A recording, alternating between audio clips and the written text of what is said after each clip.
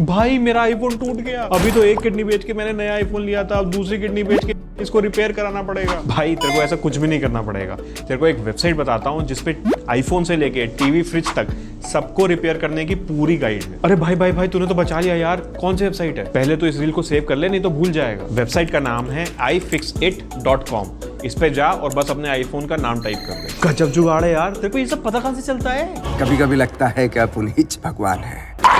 Simple शिखर सूरी को follow करके अब तू भी कर ले। और इस वीडियो को अपने सारे दोस्तों के साथ शेयर कर ताकि उनके पैसे भी मोबाइल रिपेयरिंग में बच जाए।